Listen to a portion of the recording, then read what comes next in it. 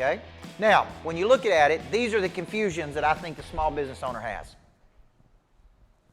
Number one, time confusion.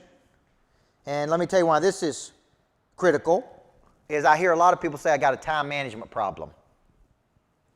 And I immediately say, no, you do not have a time management problem. You got a me management problem.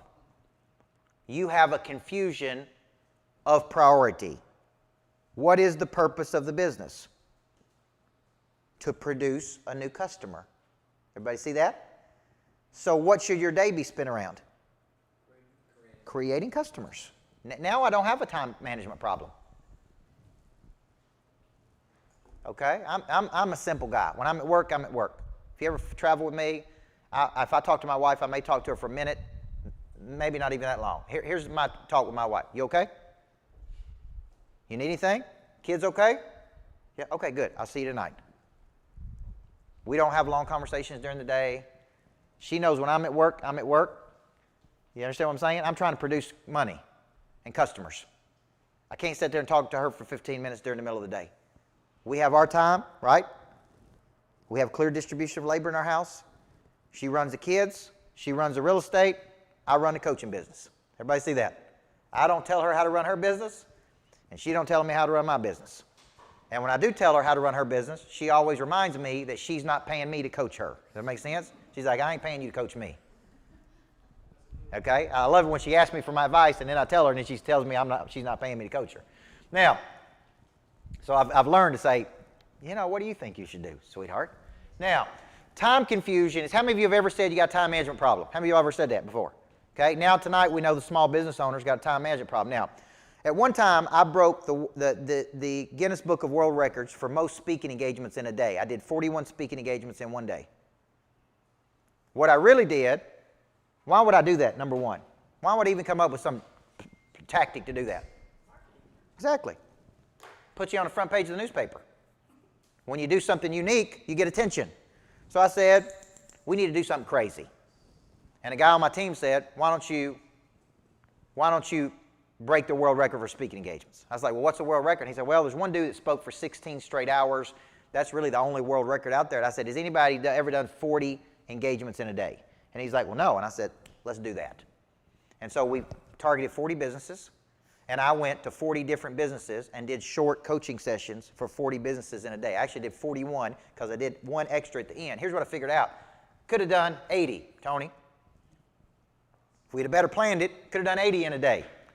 And I would go into these small retail businesses, and they'd have their little employees sitting there, and I would say, these were retail shops that sold clothes or whatever, and I'd say, question for you, what are y'all doing today to get customers?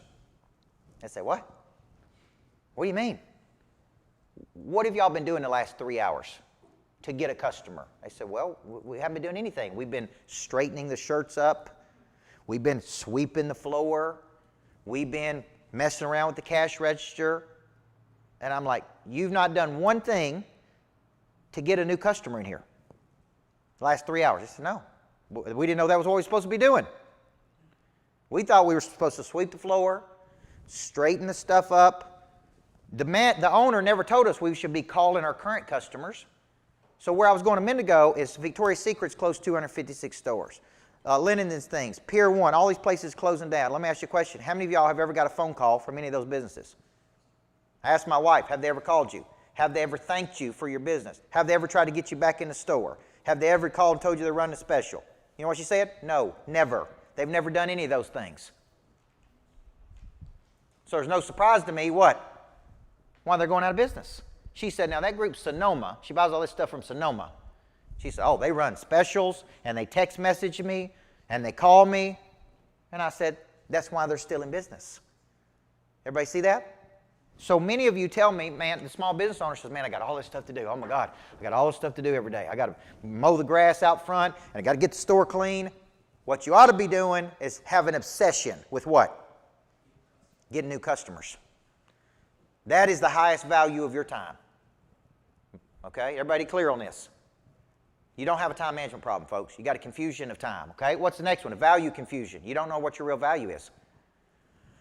And what I mean by that is you have tremendous value, but you don't know how to explain your value to the marketplace. So what does the marketplace see you as? A commodity. Our school systems pump out little commodity factories. They're little commodity factories. So the other day I'm going to school, I make my poor little 8-year-old daughter listen to Dolly Parton 9 to 5 15 times.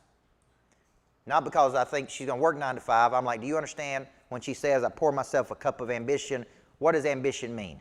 That's what I'm asking my 8-year-old daughter. She's like, well, it means get up and go, Daddy. And I'm like, all right, what's confidence mean? This. What does resilience mean? This. What does money mean? This. Y'all thinking, man, it'd be great to be this dude's kid, wouldn't it? And so, right, I'm asking her all these questions on the way to school, and she's answering. Here's what she said to me, Coach. She said, Daddy, they're not teaching me any of those words at school. Okay, let me see if I got this right. I'm paying $10,000 a year in tuition. They ain't ever said one thing about money. Nope. They ain't ever said anything about confidence. Nope. Resilience. Nope. Bounce back. Toughness. Ambition. They ain't never said one word about any of these things. She said, no, Daddy. The only time I hear those words are around you, which is why we pump out little commodity factories. Nobody knows what their skills are. Nobody knows what their talents are. Nobody knows how, right? Does that make sense? Nobody has the toughness they need to go the distance.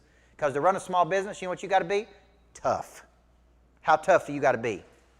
To produce millions of dollars, do you know how tough you got to be? Real tough. If not, you'll be a small business owner making $47,000 a year. Now, how can you live on $47,000 a year? Really live, right or wrong? You can't really live on $47,000 a year, folks. So you got a value confusion. You got a systems confusion. We'll get into that. You got a sales confusion. You got a service confusion. Because I have a very different perspective than most people. I don't believe in customer service. Now, those people watching are going to freak out. I actually believe in customer engagement. I believe all referrals comes from engaging with your current customers. Everybody understand what I'm saying? Not just servicing your customers, engaging with them, talking to them, right? So if you see everything I do, there's a structure and a rhythm. My coaching program, every Monday I do a coaching session. Every Tuesday and Thursday I do a rhythm. Like I tell people, dollar for dollar, I'm pushing out more content than anybody on planet Earth. Dollar for dollar. I'm going to give you more value than any other coach in America. Everybody with me? And I believe that. Because I have a simple belief. I don't believe in service. I believe in engagement. You should serve the customer. Okay? Now, when you're thinking about this concept, I want to stop right there, and I want you to tell the person beside you, where do you think your biggest confusion is? When it comes to your business right now, where is your biggest confusion? Is it time?